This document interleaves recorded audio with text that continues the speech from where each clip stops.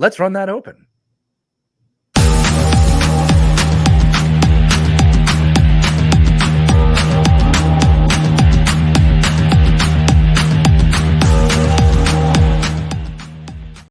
Good morning, good afternoon, good evening, wherever you are. We hope it is good. Welcome to another edition of Geeks Who Like Sports. As always, I am Ray Carsillo in Shake, Rattle, and Roll in California.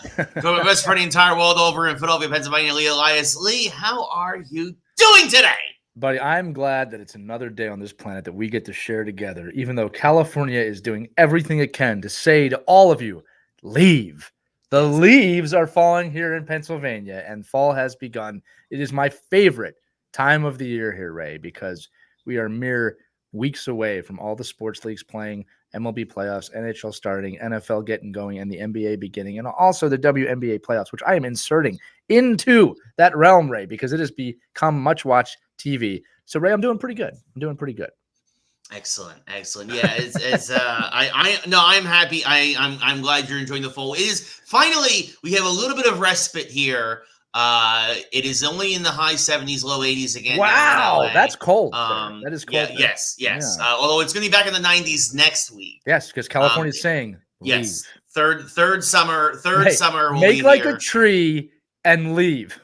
Yeah. Make like a tree and get out of here. Yeah. All the leaves that are here are shaking. We've been having a lot of earthquakes lately, and most of them around 4 or 5 in the morning. So my sleep schedule is so much so that I'll be honest, folks. The earthquakes work on an Eastern Standard schedule, just so you know. He's just exactly. Put up for work over here. Yes. So I've been having a great deal of difficulty sleeping lately, including sleeping through his alarms this morning.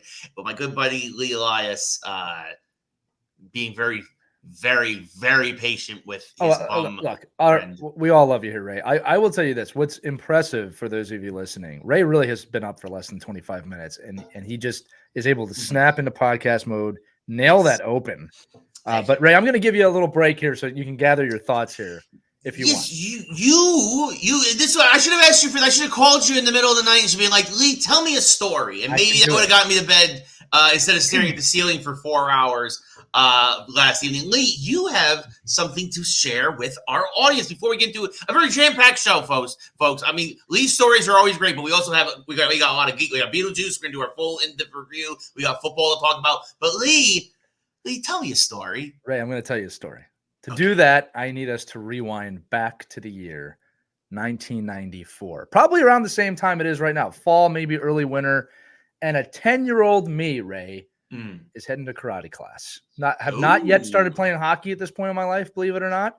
I'm ice skating, but yeah, I'm going to, and it was karate, Kenpo karate class. I was probably someplace past a white belt at that point. But I went every other day at that point. It was a thing that I did. And Ray, in tow with me to karate class was one of my prized geek possessions. Now, when I say prized geek possessions, I want you all listening to understand that there are major decisions that have been made in my life because of this possession that I had with me that day. And Ray, I brought it in, took my class, and I went to leave, and it was gone. Someone had stolen it. It wasn't misplaced. This prized possession of mine was stolen, and it created this scar. And Ray, in the words of geekdom and sportsdom, one of my favorite shows, I have put right something that once went wrong in 1994, which is, by the way, 30 years ago today, basically what we're talking. That prized possession, Ray, was a set of X-Men cards mimicking Marvel masterpieces.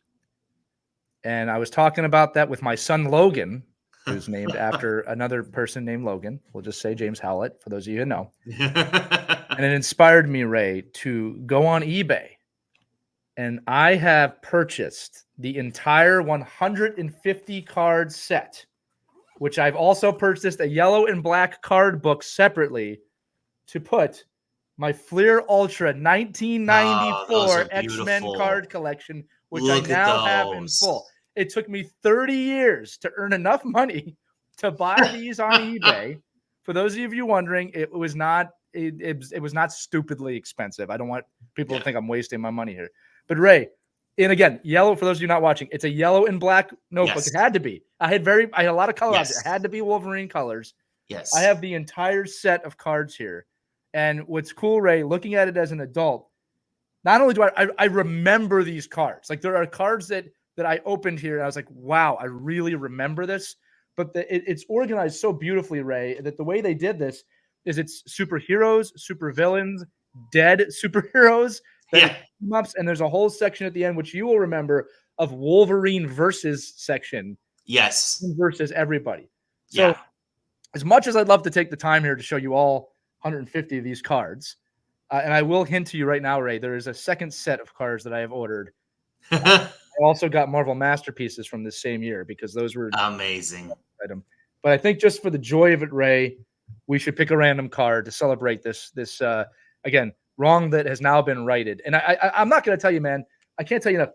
The nostalgia, the warm feeling that this brought to me. It might sound stupid, man, but this really healed the scar that I had.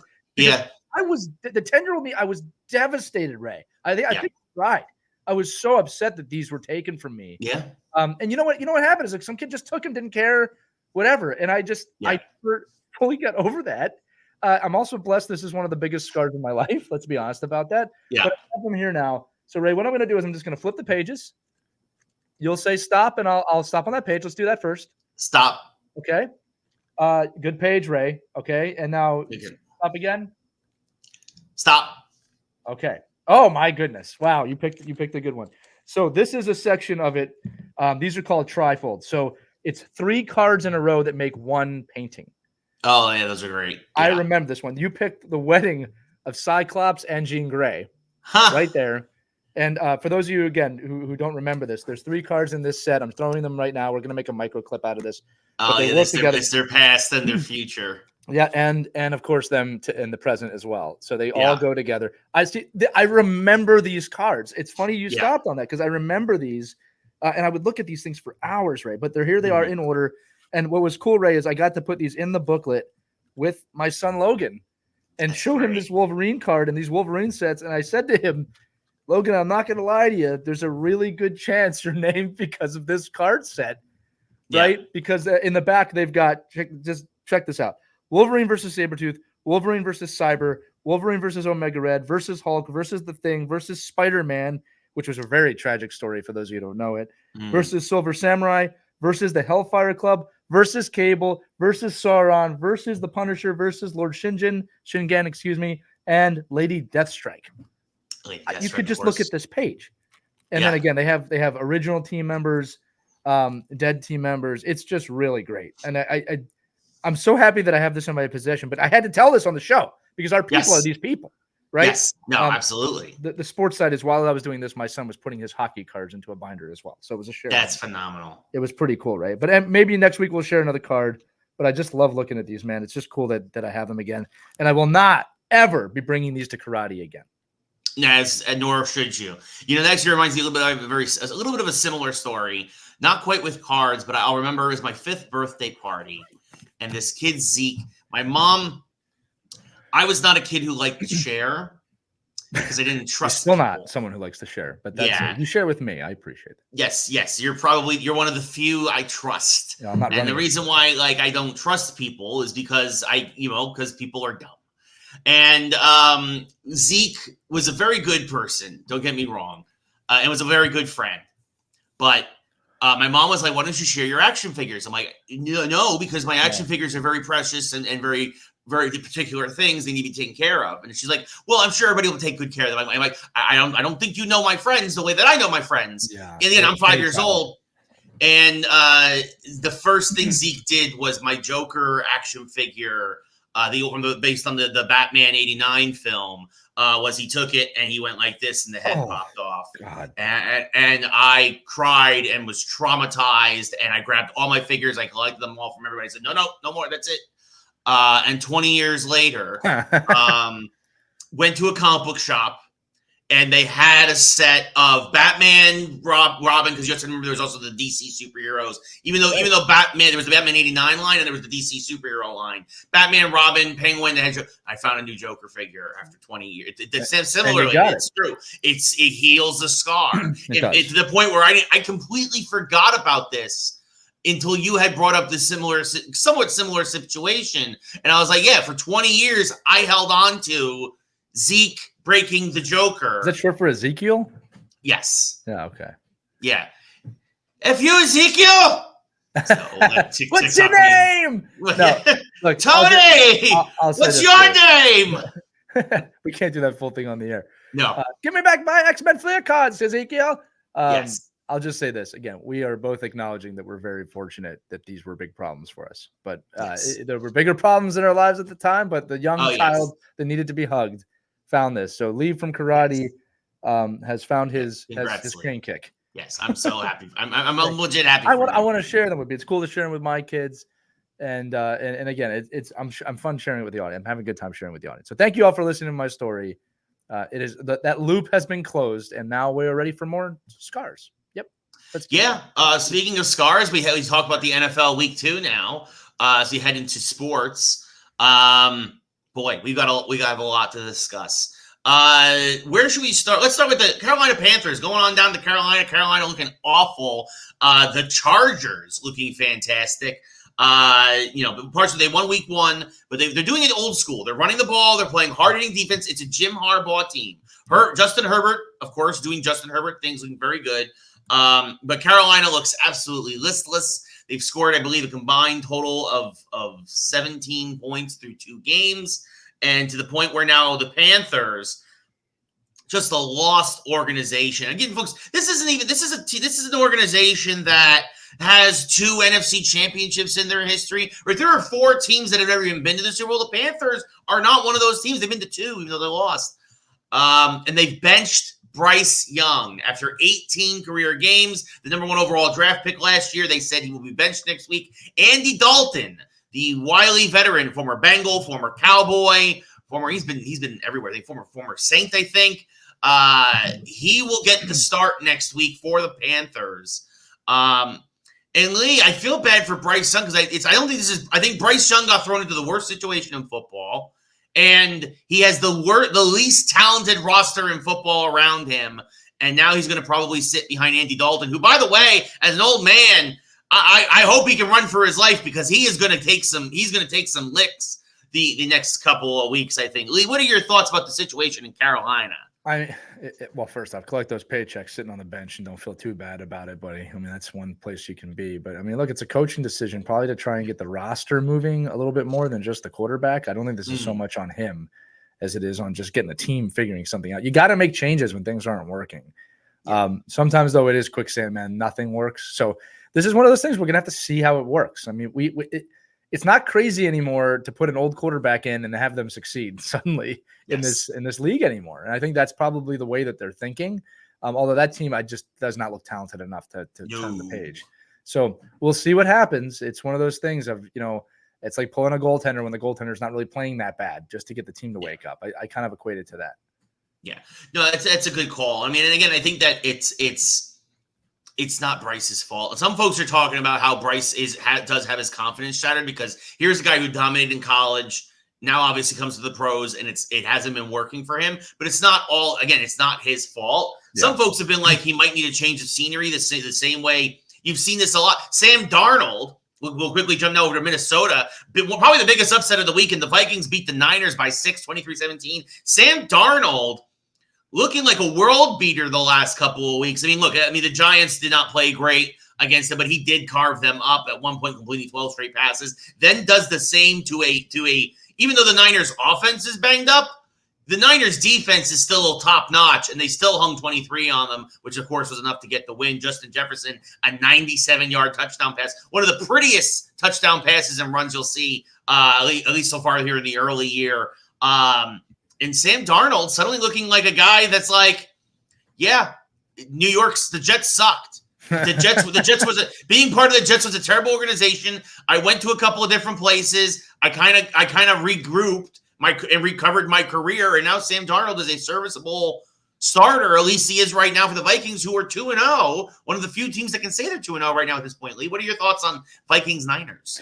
Not seeing ghosts anymore, right?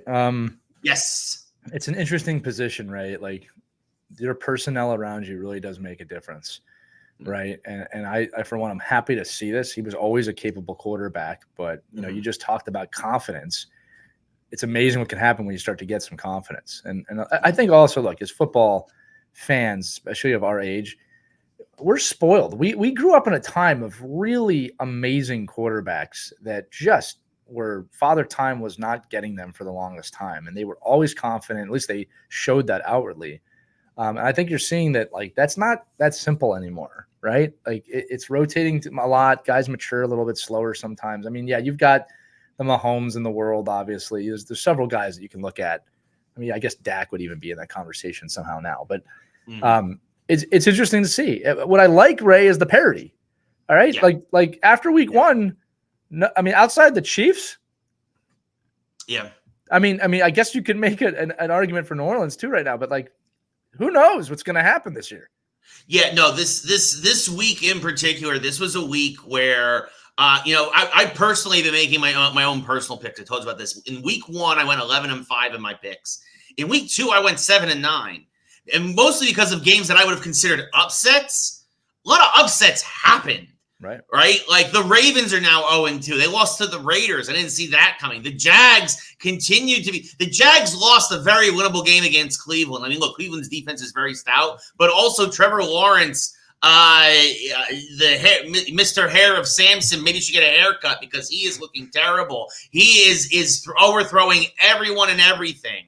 Again, we mentioned the Niners. The Cowboys – again, you mentioned the Saints. The Cowboys got absolutely destroyed by New Orleans. I would never have expected – look, I expected New Orleans to be better this year, but I didn't expect this. They've scored in every possession. Every single possession this year, they put up points. The offense looks unbelievable. And I knew Derek Carr still had gas left in the tank, but holy cow, he's got a whole reserve tank that came out of nowhere.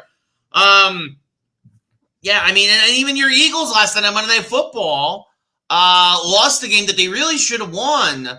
22-21, and now suddenly the Eagles are 1-1, and the Falcons are 1-1. It was very sudden. I mean, but it was a good football game, and we'll get to them in a minute. But yeah, look, I enjoy the parity in the NFL. Again, so hard to predict anything after 2 weeks. You got to get several weeks into the season before people really start to see things. I don't like season's over. Like, give me a break, dude. I've seen lots of starts that were horrible, and a team come back and win a Super Bowl.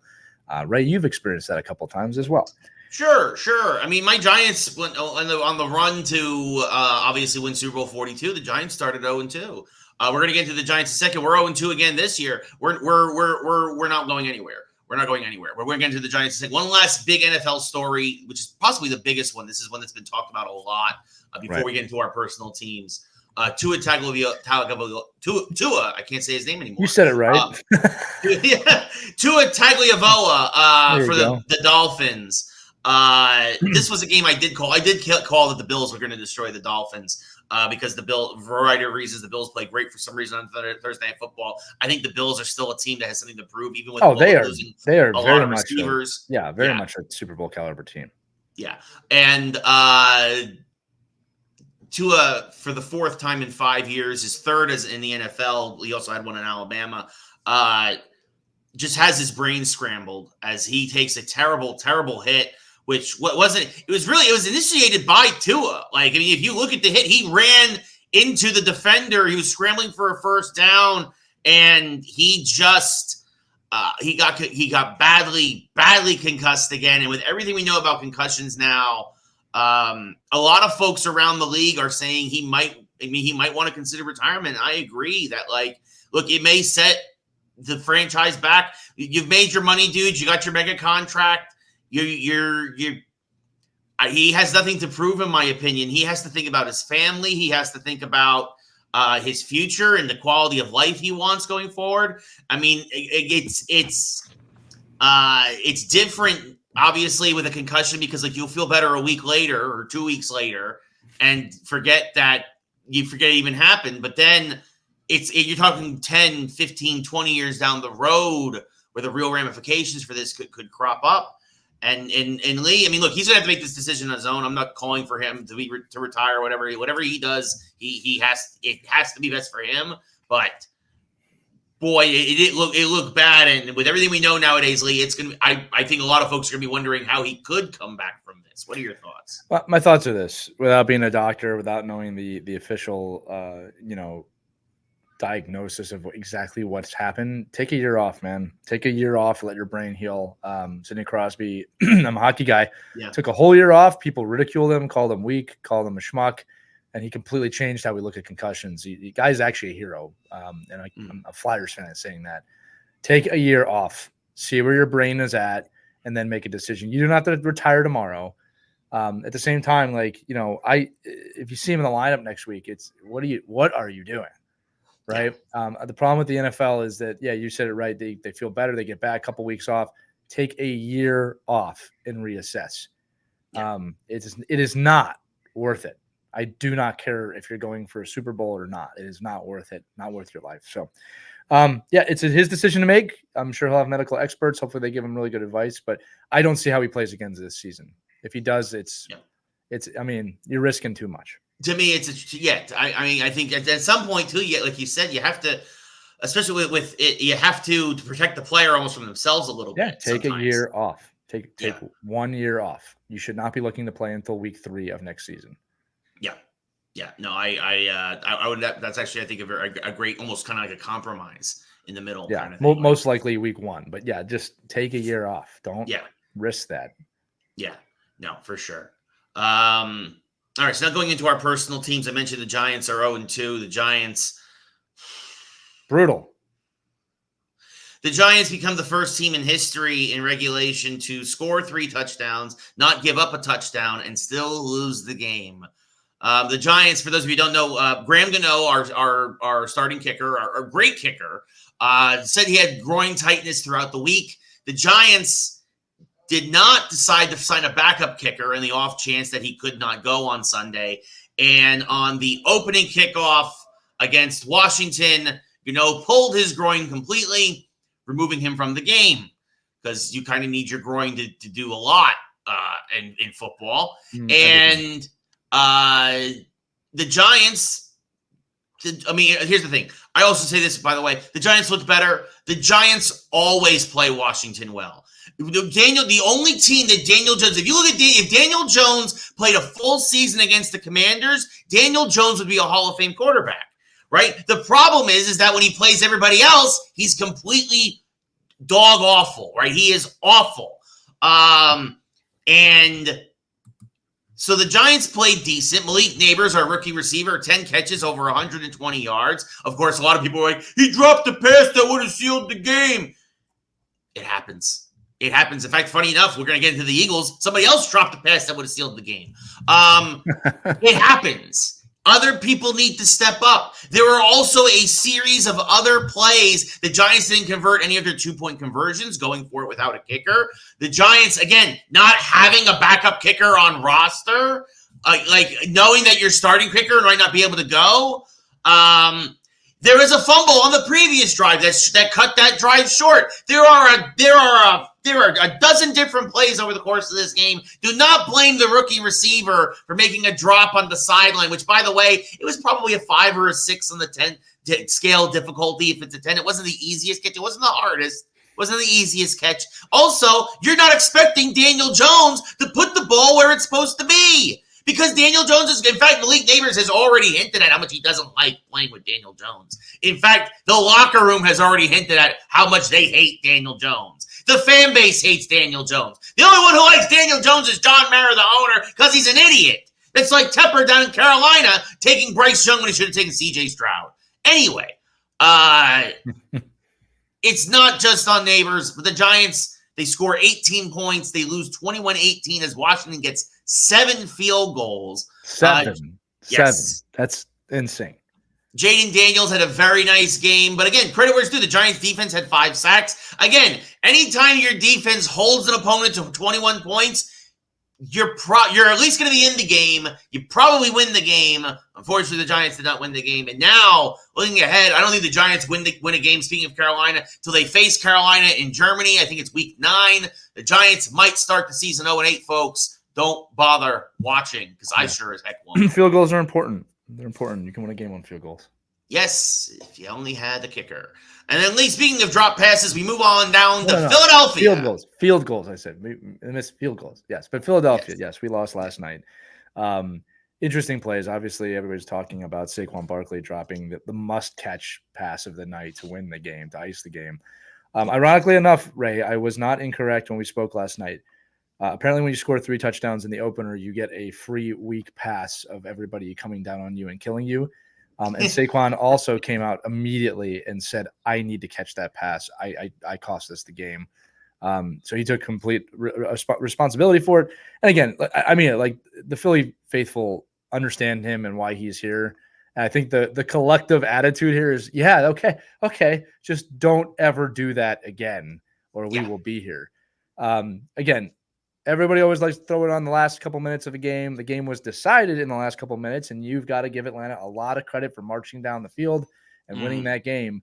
But I go back to it. I told you this last night when we spoke. We decided to go for it on 4th and 5 in the first quarter. You take that easy 3 points, you win the game easily. Yeah. So it's the summation of a lot of things. I'm not even saying because we lost because of that. But the decision-making in this game sometimes boggles my mind. Especially, I don't like to give away points. If it was 4th and 1 and you're doing a tush push, yeah, sure. Okay. That's 100%. Part of the story. Yes. That tracks. Yes. But 4th and 5, you don't, what were we thinking? What were we thinking on that? Yeah, no, it's and you're seeing this from a lot of quote unquote younger coaches that they're like, well, the numbers say if we go for it, like, take the points. Take the points. Like, take and again, the points. The Commanders are a perfect example of this. Yes. Of a team that took the points over and over and over and over and over and over and over again. I think I did 7 there, and they won. Well, and again, I mean, we even go back to last year. If the Detroit Lions took the points, the Detroit Lions would have been the NFC champions last year. Like, there's a point where, gosh, sometimes you just bite your nose to spite your face. I mean, it's one thing to have faith in your team, but take the points. And the football is a game that's 100 years old. You all keep trying to reinvent the wheel, and you really don't have to. You really, really don't. So, So again, and then look, the Eagles, I don't want to say you didn't play up to snuff. Like you said, your defense did not have a lot of pressure last night overall, especially on that last drive, played surprisingly soft. And then the Falcons ended up making the play they need to do at the end. So, good on them. I don't want to take anything away from the Falcons. Like, again, we're not talking enough about how they marched down the field with 30 whatever seconds left in the game. I mean, like, you can't. Yeah. That's not normal, right? That was a great performance. It deserves to be recognized as much as drop passes and missed field goals. I don't want to take anything away from Atlanta. Yes, no, for sure. And a big win for Kirk Cousins, showing that he deserved at least some of that money he got in the offseason. As the Falcons improved to 1-1, another 1-1 team. But still very early. Anything can happen here in the NFL season. Very hard to make any predictions. But I blame the Eagles for me not going 500 in my picks this week. That's fine. But anything to upset a Giants fan. Yeah. Anyway, staying in Philadelphia, we're going to move over to baseball now. This was a fun stat. Kyle Schwarber sets a record. Most leadoff home runs in a single season for the Phillies. The best record in baseball, Phillies. As folks, we're in the final 2 weeks of the season. We are in the home stretch for Major League Baseball. The Phillies, the first team to 90 wins. They are the only team that still has an outside chance of reaching 100 wins this year. It might be the first time, I think a decade, that we don't have a 100-win team in the season. As everybody's been kind of beating up on themselves, including the Yankees beating up on themselves. Because we're going to get to that in a second. But Kyle Schwarber, congratulations. It's all right in front of us. Phrases from 2024. Yes. I mean, it's the look, I've been saying for months, I'm sticking to it until otherwise. Baltimore versus Philadelphia. Philadelphia wins the World Series. I've been saying this over and over. Look, Philadelphia is in a World Series or bust mode. They are not looking for anything other than a World Series victory. And they are very pissed off and ready to win. They are finding ways back in tough games. Obviously, they're playing above 500 right now. They're not playing as sharp as they did the first half of the season, if you will. But, I mean, that's not unheard of, right? It's late in the season. Teams want to win. Teams are fighting for their lives, right? And we're not coasting in any way. But there's not an extreme urgency right now like there will be in 2 weeks, like you said. But Schwarber has been unbelievable this year. The confidence that he's had. I mean, he was getting to a point, Ray, like what you think about walking him first up at bat, and there's still plenty of games left for him to keep doing this. But he has been fantastic. He came into this season in the best shape I've ever seen him. I mean, these guys are serious about winning, and they are such a fun team to watch. Also, want to give a shout out. We were down 4-0 in the Mets the other day, and they came back and won, and it was really fun to watch. I mean, it's, Mets fans, we got one. We got one of them. Yeah, you did. Way to go. All right. Enjoy that fight with Atlanta. The Mets came back last night against Washington. They now have they have a 1-game lead over the Braves with 12 games to go for the final wild card spot. It'll be interesting. They play each other 3 more times. It'll be interesting to see there. We've said it again last That's week. The race to watch. The Phillies' magic number is dropping, and they are like most likely going to win the division. I'll say at this point. But that Atlanta New York little rivalry there is going to be fun to watch toward the end. Yeah, I mean that's really in my opinion, the last real thing to be decided, because look, Milwaukee is running away with the Central. You guys are running away with the East. The Dodgers will hold on for the West. Yeah, right there. Yeah. The only question is basically seeding for the wild cards. Is that like Padres and Diamondbacks keep flip flopping 4 and 5, and then who will win the 6th seed will be the Mets or the Braves.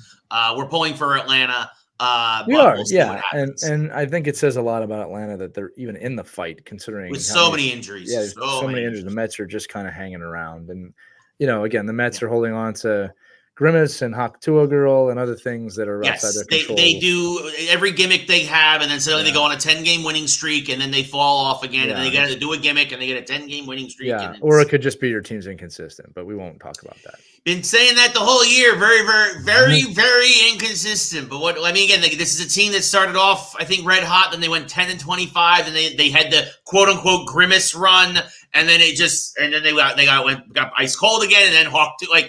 It just happens to coincide with crazy promotions, but I think it's just a team that's very hot and cold. Speaking of hot and cold, my Yankees also now with a 3-game lead in the American League East have started to heat up at the right time to try to wrap all right up. In front of them. They are in Seattle tonight. I will say this, as much as I hate Aaron Boone, and again, this is a team that wins despite him. The Yankees got healthy finally. Right? Clark Schmidt, one of our starters, is back. They finally called up Jason Dominguez. DJ LeMahieu. Funny enough, him getting hurt is actually a good thing because he was a black hole in the lineup, and now they have to play Oswaldo Cabrera, and he's playing much better than LeMahieu was. John Birdie came back, which gives them depth off the bench. And suddenly it just feels like the team is getting – the right guys are being sat, which is what I've been calling for the whole year. It's like, oh, you mean the young kids want to play? You mean the kids want to play hard and prove something? Oh, my God, what a concept! And, yeah, the Yankees' young kids are being led by the youth movement. Although if they don't win the World Series, the thing that will haunt the Yankees, of course, this whole year is Garrett Cole pointing at Rafael Devers of Boston going –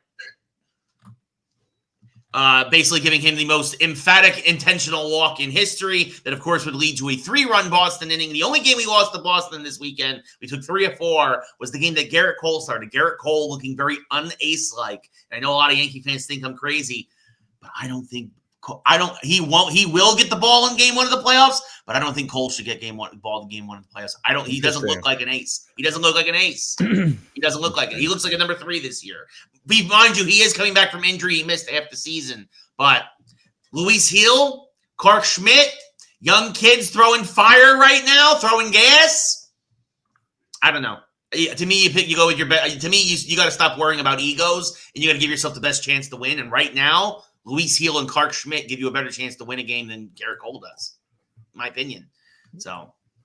Good problem to have. It is a good problem to have.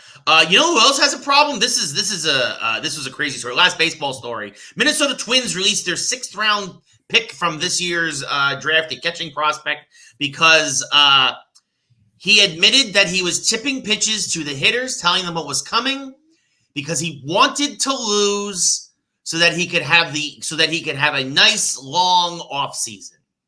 He literally did this in the game that eliminated his minor league team from playoff contention. For those who don't know, right now the minor league season is obviously shorter than the regular season for the major league season. The minor league season playoffs are going on right now, so that then those would be wrapped up by the time the major league playoffs start.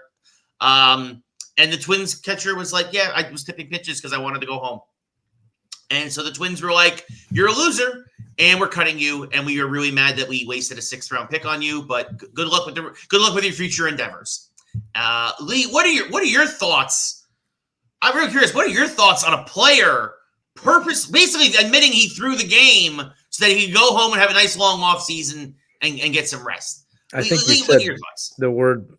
I mean, he's a loser. I mean, that's definition of a loser, right? To me. Right. Yeah. And the other thing I'd say too, Ray, is, I mean, you got to be a real idiot to get caught doing that too. Yeah. Right. Like that's the other side of this. Like you got caught doing something that's stupid. All right. Yeah. You should be out of the game permanently.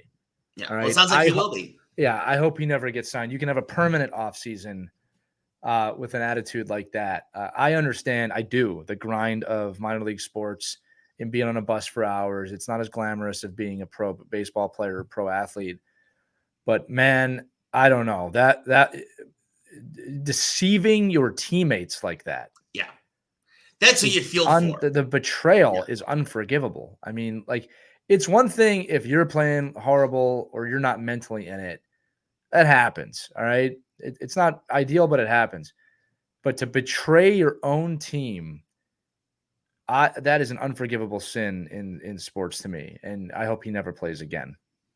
Yeah, I highly doubt he will. I mean, it was hard not to catch him, right? When you're a catcher, he's literally telling the hitters while he's catching fastball inside corner. Like he's literally just telling them, like, goodness gracious, like I holy cow! I mean, for a game that eliminates your team from playoff contention. I mean, he's lucky they didn't beat the hell out of him, and they still. I mean, if he ever gets up the bat again, he's going to get hit every time. Well, I mean, again, though, like you said, they cut him. They immediately released him, and now the season's over. So he might be. Yeah. He might just go. I don't know. I don't know. Like, look, if you've lost your love for the game, it happens. Yeah. But to your point, you cost your team. You cost 24 other guys on that roster, 25 other guys on that roster, all trying to make it. Not to mention the pitchers. Yep. That you were given the calls. Screwing over whose ERA is now bloated because they were getting teed off on. Yeah, that's just ridiculous. It's just ridiculous. You're probably going to end up on the away team against the Savannah Bananas. That's where you belong. Yep. Have fun. Yeah. So you know who had fun this week? I do, because I have the rundown in front of me that tells me the next topic. So yes. Roberto Luongo, one of the greatest goalies of all time. Easily. Answered a beer league ad on Facebook. They were desperately looking for a goalie for their championship game. And could you imagine, while you're in the locker room, you're like, oh, who's going to answer the ad? And in walks Roberto Luongo. And he's like, hey, guys, I heard you need a goalie. They would, of course, win 4-2. Which, by the way, even though he had 2 goals, the guys who scored the 2 goals on him had to feel like amazing. Lee, this is just a fun story all around. Roberto Luongo enjoying his retirement, I think, more than anybody else, and is now a beer league champion. Yeah, but I think what's even funner is he had to have responded to somebody, and I would have liked to see the guy's face where it's like, okay, really, Roberto Luongo? Yeah. No, it's me. I just won a Stanley Cup as an administrator for the Florida Panthers. I would like to get in the net again. It's a fun story. It's great. I mean, look, there was some guys on the losing team going, this isn't fair. Yeah. At the same time, you're part of a little bit of hockey history here now, I guess. But it's all in fun, and that honestly, that's what beer league should be. I think you're right. The fact you put up 2 goals is pretty amazing. Yeah. But look, it's fun. In fact, it's going to inspire our mashup this week, Ray, where we discuss what other pro athlete would you like to see in a beer league scenario. You're finding about that for the first time. But it's just a fun story. I mean, and again, look, if the other team feels that was really that unfair, which it totally is, Schedule another game. Schedule a rematch and play again. But a good on Roberto Luongo that's always been his personality. Little old Strombone, as he's known of as on Twitter, which we can't discuss what that means. But he's out there. Yeah, no, for sure. And good on him. A lot of fun. You know who will not be out there for at least 2 more years? Who? Sidney Crosby. Yep. Sidney Crosby signs. And by out there, you mean beer league? Yes. Yes, yeah. He signs a 2-year extension to probably obviously finish his career, obviously, with the Penguins. So this will take him to his age 40. Crosby, of course, obsessed with the numbers 8 and 7, obsessed with 87. He was born on August 7th, 1987, which is why he wears 87. So he signs a 2-year deal at $8.7 million a year, which is a pay cut for him and is going to help Pittsburgh with the cap and possibly continue to try make one last run with Crosby there wearing the C to try to make a run towards the cup. I don't think they will, but obviously this is what winners do. They take a little bit of less money to help the team out because it's not like Crosby needs any more at this point of his life. He's done everything and anything and everything you can think of in hockey, Crosby has done. And he just wants to finish his career with the Penguins and maybe be competitive here down the home stretch. Lee, what are your thoughts about Sid the Kid, who's no longer a kid, taking a 2-year extension with the Pens? Yeah, my favorite part about this story is him just doing an interview saying, they asked him why the pay cut. He goes, well, I want to win, and I want to get players here to win. It's the way I've always been, and he's not wrong, all right? Yeah. He's never been infatuated with being the highest paid player in the game. Now, I will say, too, that we've talked about guys like McDavid not doing that. McDavid's at a different point of his career. McDavid's at the cash-in time of his career, as he should be doing. Crosby is at a point, as you alluded to, Ray, that he can take a little bit of a pay cut. He's fine. Yeah. But look, you love to see this kind of dedication to the team. He has always been a tremendous role model. And I want to say this, too, that, look, I'm a Flyers fan. I'm a hockey fan first, Flyers fan second. And so Sidney Crosby has not always been my favorite athlete to watch my team play against for obvious reasons. But him, Ovechkin, these guys are getting to the twilight of their career. And as I've said before on the show, it's just like Tom Brady and several other people, you need to relax and enjoy these guys while they're still in the league, still performing. Ovechkin going for that goal record. Crosby fighting time. Still an amazing, tremendous hockey player, by the way. He's not showing too many signs of slowing down. He's very much like LeBron James in this situation. He's not what he was when he was 27. All right, but he's also one of the best players in the league still at 37, 38. So enjoy these guys in the league while you can. They won't be there forever. And I applaud him for putting his team first. That's, again, from day one till his retirement, that has always been him. And I have a lot of respect for that. It's the time of the career, though. It's the anchor man. It's like, I hate you with every fiber of my being, but God damn it, do I respect you? And that's where we're at. 100%. Same as a Rangers fan here. Obviously, it's a respect hate kind of thing for Sid the Kid, kind of both looking forward to him retiring so he stops scoring against my team, but at the same time also appreciating everything he's done for the game while he has been playing the game. Well, I'm looking forward to him retiring. It's the Brodeur paradox. I remember telling all the Devils fans that when he retires, you're going to have a hard time. No, this, no, that. Yeah, you guys have had a pretty hard time. Although next year I think they're going to be a legit threat because now they got Markstrom from Calgary. They are now, yes, but it's many years removed from Brodeur. Yeah, it's been over a decade. Yeah, so. It is the appropriate amount of time for a team to rebuild itself. But the funny thing is, we said, that was the best goalie in the world in a lot of ways. You only get that once. Sidney Crosby is a generational talent. You don't get that every day unless you're Pittsburgh. Apparently, you do get Lemieux and then Crosby back to back.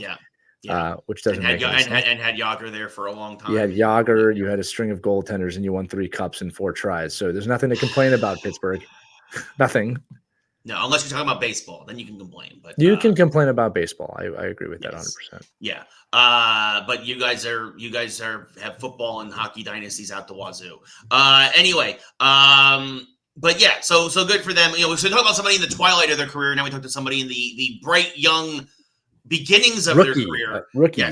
Yeah. Somebody who we're going to watch for a very long time. Caitlyn Clark continuing to set records. Caitlyn Clark breaks the single game scoring record for a rookie. Do you hear that? Do you hear that? I don't hear those haters too much anymore. They've all seemed to shut the hell up. Yes. It's fun. Yeah. In fact, I've actually heard some of them apologize in recent weeks. I was wrong that she was really great. Yeah, okay. Yep. This one was an obvious one, guys. So, so Caitlyn Clark dropped 35 the other day, which breaks Cheryl Swoops' record of 34 points in the game as a rookie. And Caitlyn Clark, as Indiana, by the way, continuing to climb the standings. Indiana right now sits with 1 game left in the season, sits as the 6th seed. And actually, yes, they cannot go higher, they cannot go lower. They are locked in now as the 6th seed. But yeah, she's led the Fever to the playoffs. Playoffs, yes, playoffs. They will play Connecticut in the first round as we are wrapping up. Only one team left to determine. There's a 3-way tie for the 8th seed with 2 games to go. Washington, Chicago, who I pick will probably lose now that Angel Reese is out for the year, and Atlanta are all tied in a 3-way tie for the 8th seed in the WNBA. The playoffs start next week for the WNBA, and that should be fun to see. As also, by the way, it's starting at the same time as their playoffs begin. Hockey's preseason will start. Yep. So we got a lot of stuff going on here. It's the best time of the year, folks. All the sports are clicking on all cylinders. But Lee, what do you expect? As much as Caitlyn Clark has been great, I kind of expect it kind of almost be like Jordan's first year, where they didn't do anything in the playoffs. I don't expect Connecticut to lose to Indiana. I don't know, Ray. I'll tell you why. Because they're heating up right now, and they're really only in 6th because of I would call it a slow start. Yeah, a below average start. So I'm not expecting them to win the WNBA championship, although I wouldn't say that's a crazy thought that they could compete for it. If they, again, I'm not saying they're going to get there. What I'm saying is, like, I'm not saying there's no way they can win, right? Yeah. But when you're firing on all cylinders, like you said, this late in the season, a hot team can win and go through. All right, and if they get hot, it's going to be really interesting. And again, you've noticed that the attention now in the league is not Caitlyn Clark is a horrible person, which was ridiculous. Yeah. The attention is, wow, this is really great basketball. So I'm actually looking forward to watching this. And there's going to be people, see, she didn't win the WNBA championship. I'm like, okay, that was the greatest rookie season we've ever seen. There was talk about her and Angel Reese for Rookie of the Year, which I never thought was a close competition. Me either. She's going to be Rookie of the Year. If they somehow screw that up, we'll see what happens. Yeah, no, for sure. But great on Caitlyn Clark continuing to set records. Awesome. Again, carrying the carrying Indiana, the Indiana Fever to the 6th seed. She did it again, a team that was the worst team in the league last year, and she turned it around super quick. The heckling, the stuff that she endured at the start of the season, which really was kind of ridiculous. Yeah, and she was professional the whole way through. Not that Angel Reese wasn't; she was as well. Amazing to watch. And Jordan, as she took names. She took names and receipts, and she will be paying them back the rest of her career. And wait till that team comes back next season, fully surrounded with people to support her. Yeah, because now the team's only going to get better, and free agents, people are going to want to go to Indiana and play with her because that's why wouldn't you? Nope. Yep. Exactly. So, going to be interesting to see there. Lee, we got a lot of other stuff starting this week too. Agatha All Along starts this week. And we will be breaking that down week by week. But it is also spooky season.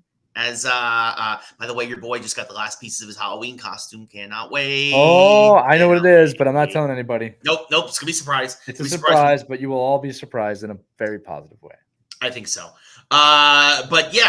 Lee, you saw Beetlejuice 2. Beetlejuice. That is not an active film. Yes, I did see that film. Yes. So Beetlejuice this week, and then we can do our full breakdown, our spoilers alert. It's been out for a week and a half, but we got our full review. Lee, I liked it. I said it last week. I liked it, but it was fine. Right, it's hard to live up to. I would upgrade it from fine. It was fun. It was a very fun film. I don't want to say it was fine. Like, fine is a movie I leave. I'm like, all right, I'll forget that. This was fun. I'm not going to forget what I saw. I enjoyed it. It was a fun film. Yeah, I think the problem is that the original Beetlejuice was so original. Yeah. And so artistic and kind of groundbreaking in a lot of ways that to live up to that.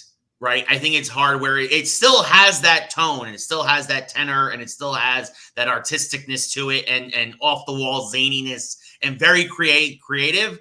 But you're expecting it now because of the first film. So I think it doesn't have that charm or not even charm, but that it's not shiny and new, right? Like the original was. I will give you a perfect review right now in one Okay. phrase. It was like visiting an old friend. Mm-hmm. Happy to see them. It was an enjoyable time. You had dinner or popcorn in this case together, and then you parted ways, possibly maybe to see each other in the future, maybe not, but you got to spend some time with an old friend, and it felt good. Yeah.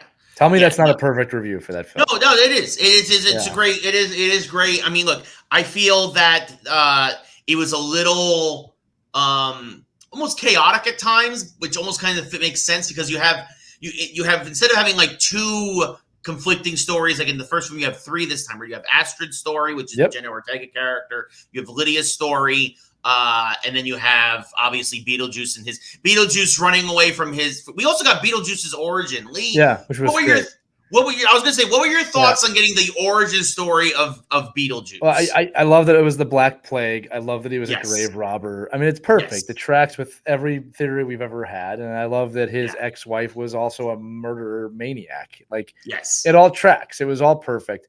What it did really well, Ray, and again, some of our younger listeners might not realize this, you didn't get a lot of backstory in the 80s. You didn't. No. You just kind of followed along. In fact, there's some jokes made by Astrid in the film when they're on the moons of Saturn. She's like, so wait, sandworms live on the moons of Saturn? And Lydia goes, yeah. She goes, man, this is so random. Like, there's a little commentary there. Like, but that you didn't have to explain everything, and people were okay with that. You didn't have to explain where the Joker was from. You didn't have to explain things like that back then. So this had that of like, no, here's 3 stories. They're fun. Enjoy them. Yes. Enjoy the film. And again, him running from his ex-wife, chaotic goes with the zaniness of the zaniness, of the film. Astrid's story was the only one I thought was mildly predictable. When she was riding her bike in that scene, for those who haven't, we'd said spoiler alert. She hits her head basically, and you're like, okay, well, that's a near-death experience. And then she suddenly sees someone. Yeah. I started getting in my mind of, oh, okay. Now, what jarred me, was I started doing the math in the theater of when this, I forgot his name already. He died. And I'm like, this dude is my age. This dude went to high school he's 40. He's my age. Yeah. And I'm watching this like this. It's me in high school. Guy has hair and everything. Listen to the same music I listen to, but he'd be 40 now, and he's actually a maniac in the film. But he's trapped. I love the way I feel like he was. I feel like that was almost a little bit rushed for sure. Yeah. But it had to be. I do appreciate that. Again, folks, spoiler alert, Beetlejuice stays true to his word, and he helps save Astrid in a very convenient way there at the Afterlife Immigration Office. Question. Has Beetlejuice ever lied? No.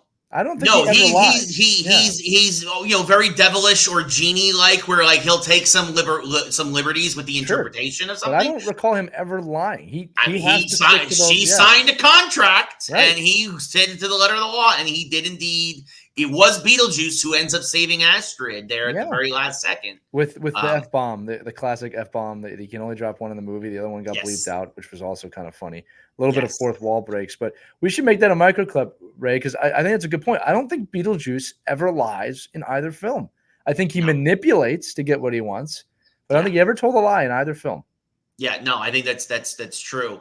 And then I think by the way, sorry, I hoped that his monologue from the first film, tend to Juilliard, lived through the Black Plague. I hoped all of that was true. And you mentioned we know now he did live through the Black Plague, and he loved every second of it until the very end. Which, like you said, it made sense that him and his wife basically would kill each other on their wedding night. Totally makes sense. Yeah. So I really enjoyed it. It was a lot of fun. I'm glad I saw it in the theater. It was a nice kind of afternoon off. You don't have to see it in the theater. Like, as you said last week, you can watch it at home. You'll still enjoy it. Yes. It's also a film, though, I'm not going to watch 15 times, right? No. I saw it. I might watch it one more time on TV, and then we'll look for little nods and things here. Again, I also appreciated all the smaller roles. I like the Danny DeVito cameo. Oh, brilliant. And again, like, you and I thought the same thing right away with, there's the Penguin Batman connection right there, which is really cool. So I enjoyed that too. Yeah, well, I mean, obviously, Burton has in a lot of his films, Big Fish too. He tries to get Danny DeVito. Tim Burton, like everybody in Hollywood, takes care of his friends. He does, or lovers. That's why Helena Bonham Carter was in a lot of his films, and then they broke up, and now he's dating Monica Bellucci. And hey, look, Monica Bellucci is now in the Beetlejuice film. So, yeah, but and then Willem Dafoe's character I thought was a lot of fun. Yeah. As the actor who played a cop, an action cop, and then did all his own stunts, which led to his death. Yeah. And now he still thinks he's a cop, or sort of thinks he's a cop. Who knew that grenade was live? Yeah. Yeah. Just really a lot of fun little things throughout. Also, how they handled the understandably disgraced Jeffrey Jones, where basically he's just a walking torso because he has his head bit off. Because he's a bad man. This way you can say, look, the character's still there. And also, by the way, I love at the end when he's finally reunited with Catherine O'Hara's Delia.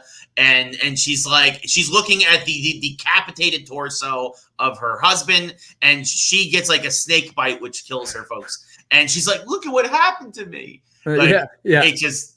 On the Soul Train, the other great part. On the Soul Train, the 70s dance party. Perfect. Yeah. So well done. I mean, that pun was a little on the head. That was the one thing, that pun was a little on the head for me. I didn't hide it though, and I loved it. That's like. No, yeah, okay. This is the Soul Train, which is a very popular show in the 70s for those of you who don't know. And then it ended well. No post-screen credits because that's not what he does. No post-film credits. The only thing was you had like a little cast review there, and then it said, and in honor of Bob, 13/21 to 2024. Yeah, it was well done too.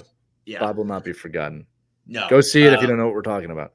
Yeah, Bob's one of the little shrunken head guys. But anyway, so it was fun. It was fun. It was fun. Imagine that. A fun film. Yes.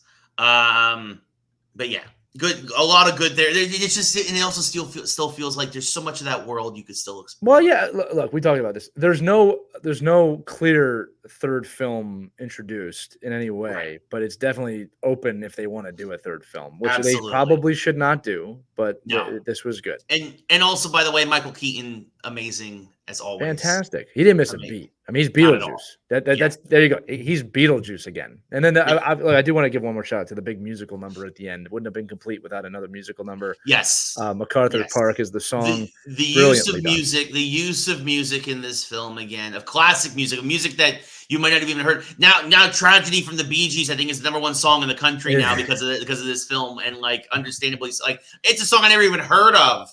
I'm not a big disco guy. But a lot of 70s influences in this film. Yes, including 100%. MacArthur Park at the end, which was another great dance scene. They which of course is sung by Dumbledore from Harry Potter.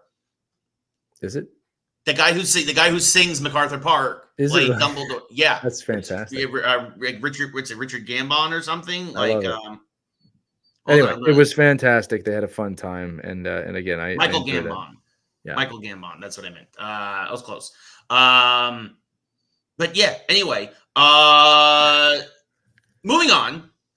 Now that I've looked at completely derailed myself by going to Google. The Google screwed me up. But anyway, no, it was a great film. A lot of fun. You know who's going to be having more fun? WWE wrestlers. This is actually a big deal.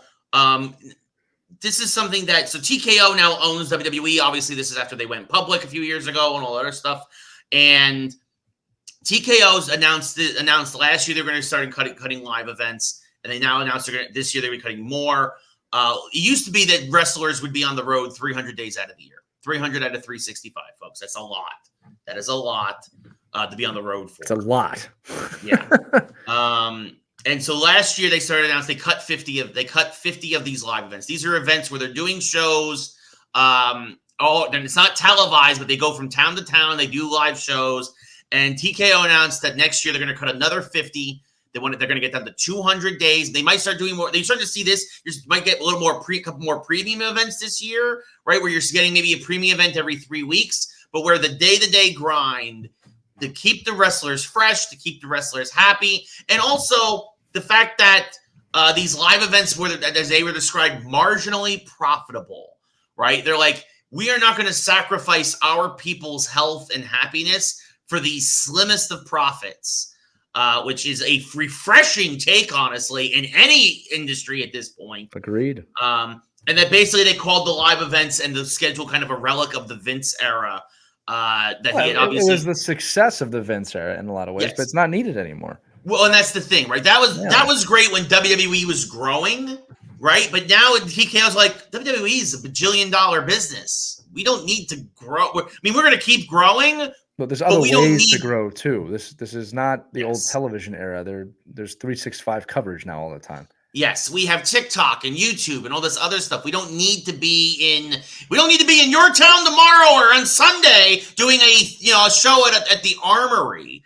And so this was great to see this was a great announcement from TKO and good on WWE. Even though they're cutting back on everything, they cut Raw from 3 hours to 2 hours again. They said that's going to start happening soon, and the roster's getting bigger, but now they're going to have less airtime. Curious to see how it all shakes out and balances out in the end, but. Well, I'm going to say it again. They're cutting down on marginally profitable live events, which also means it will create room for more profitable events should they want, right? And that we don't do pay-per-views per se too much anymore in that way, but you could do more of those. You could do a lot of new things to get more wrestlers involved. Yeah. No, it's going to be interesting to see how they go forward with this. But this is great. This is great news. So yeah, good on WWE. They're making a lot of right moves after a huge wrong. Yes. And actually, there are rumors, by the way, speaking of a lot of showing you how popular wrestling is right now, there's rumors that AEW is going to sign a 4-year, $175 million deal with Warner Brothers. And that's going to get announced any day now. That has been the rumor mill now, that basically AEW, despite their live attendance being down, the TV numbers are still so good that Warner Brothers is going to give them a heck of a lot of money to stay on Warner Brother television. Sounds like a Warner Brothers move. Yeah. I mean, they're like, we lost basketball. Keep wrestling. Which would never have happened, by the way, in the way back when.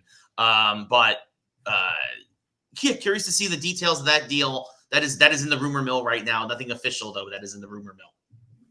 So, moving on to I beat Star Wars this week. We know. I want you to share with the listeners about your 1-minute review of this game. So, Star Wars Outlaws, I feel, does it have bugs? Yes. But is it also one of the most beautiful games I've played in quite a while? 100% yes. The worlds are fully fleshed out and realized. I think the characters have a great arc. Even if the basic plot is a little bit paint by numbers, it's like, all right, we're going to put a team together and we're going to do a heist in the biggest casino on the casino planet in Star Wars, right? Kind of basic, but you're scoundrels. I love the time period. I love Kay Vess as a character. I like the gameplay. Again, a little complicated. The user interface could have used some tweaks. I think the user interface is your Nix, who's your little companion. There's a lot that he can do to the point where sometimes holding just one button and then giving me a list of options of things he can do was a little harrowing at times. But exploring the worlds, living in Star Wars for 40 hours. It'd be 40 hours to beat the game to the point where I felt good. The space combat was phenomenal. World exploration was great. It's a beautiful game. It's well acted. Even spoiler alert, Vader appearing was phenomenal. I'm going to give it a 7.5 out of 10. It's pretty good. It's pretty good. It's not game of the year, but it was pretty good. I definitely think if you're not going to get it for full price, folks, I definitely would recommend getting it when it goes on sale. It will eventually go on sale. I will say this is a must-play on sale game, but if you're a Star Wars nut like me, if you haven't jumped on this game, what are you waiting for? So we're waiting for Ray's 1-minute review, brought to you by Lee, his best friend. Yes, yeah, no, it was a lot of fun, a lot of fun. And yeah, I really enjoyed it. And again, check out my Instagram and what I've been putting up screenshots of just how beautiful the game is. And it's a very, very pretty game. And now I've moved on to Space Marine 2, which is sort of a pretty game, but it's very, very dark. Warhammer 40K, not exactly a bastion of hope and whatnot. No, but Henry Cavill likes it, so there's that. Yeah. I think, honestly, this is my first experience with Warhammer, and the fact that he likes it as much as he does, I think says a lot more about him than I think we realize, because even I'm like, this is dark, man. This is dark and gritty and pessimistic and holy cow. And you were Superman? Wow. Okay. Anyway, A little bit of bad news before we wrap up here in the show in the video game industry. A lot of layoffs again, folks. For games doing as well as they are in terms of sales and whatnot. I mean, I get this is I've been part of a merger. I've seen between major companies. We talked about it, how Microsoft laid off almost 2,000 folks when they merged with Activision. They are not done. They announced another 650 layoffs this week. It's just a lot of people. And again, there's redundancies and whatnot, and they're trying to, I mean, look, it was a $68 billion deal. They got to start recouping those losses somehow. And this is going to make investors happy, but it makes a lot of people very unhappy. And it's hard to, we talk about WWE investing in their people and long-term happiness and growth and health. And this is the exact opposite of what the video game industry is doing right now. And it is a bad sign. In fact, to the point where it's not only just bad that even people who have their jobs are resigning now. Annapurna Interactive, who has been a bastion for the independent scene, under Megan Ellison, who was the CEO of Annapurna in general, they were talking about spinning off their video game division. The talks fell apart. So the entire staff resigned. They say, we would rather be unemployed than continue to work for you and your company. Wow. That's devastating. It is a harrowing time right now in terms of the people in the gaming industry that brings us this amazing entertainment and so much fun. And yeah, I mean, my heart goes out to them. I, of course, still in the same boat. I've been unemployed now for 9 months. Just had my 9-month anniversary of being unemployed. And it is a tough time in games right now, folks. And there are those of us, we want to work, and there's just no work to be had. Yeah. And it's brutal, right? It is a tough time. It is a tough time right now. So yeah, you don't wish for that for any industry, buddy. And like I said, they will get back on its feet again, but it's when leadership decides that that's going to happen. I hope that happens. Yeah, like Nintendo. Gosh, everybody at Nintendo seems thrilled and happy, and they're like, what's going on in America? Why is all this stuff happening? And Europe, too. It's not just America. It's Europe, too. But and also in Japan, because Sony's doing the same thing. Nintendo's the only ones who are like, we're thriving. Everybody here's happy. No layoffs at Nintendo. Or if they have been minuscule compared to the rest of the industry. I don't want to just do that blanket statement because I'm sure there might be some folks who have lost their jobs, but it's not like the hundreds or thousands being laid off across the board. I'm sure it's only going to get better when we hear about the Super Nintendo Switch, which any day you want to tell us about the Nintendo, any day. They will when they're ready. That's why they're not laying people off. Yeah, it's also true. But Lee, we did it. We did it. We did got it. There. Courtesy of Celsius, getting me going. There's our quick non-sponsor of the week. Great show again, buddy. We did it. We landed the plane. You don't know what to do now. It's like, no, I'm like, we're done. We're done. Yeah. We did it. I got so much energy now. We could go on. Make sure you listen this Saturday when we unveil the mashup. What pro athlete would you like to see in a beer league format? We're gonna have a lot of fun with that. But Ray soldiered through this show just over an hour. Wonderful show, wonderful time. Love doing this. Thank you for listening to my story. Of course, buddy. No, it was great. That's a great story. It's great to hear. And as somebody who's gone through similar things, it is, guys, you don't realize how much that's a hole in your heart that you don't realize you've had. Because again, it's not just that it's you were wronged by somebody. I was wrong. I didn't deserve that. And that sticks with you. Like there were worse atrocities. I think it was maybe the first time in my life that something like that had happened. Right. I've had stuff stolen afterwards, but I just really remember I really cared about these things. And it's when you realize life's not fair. But you work hard, you too can get yourself a collection of the Fleer 94 Ultra X-Men edition. Or you could just follow me on the internet. Yes. And you know what's not fair? Also is not fair is that the show is over now. Oh, so we'll be back. We will be back next week, though. And like Lee said, be sure to stay tuned Saturday for the mashup. But until then, for Lee, I'm Ray. This has been another edition of Geeks Who Like Sports. See you next week, everybody, for Saturday for the matchup.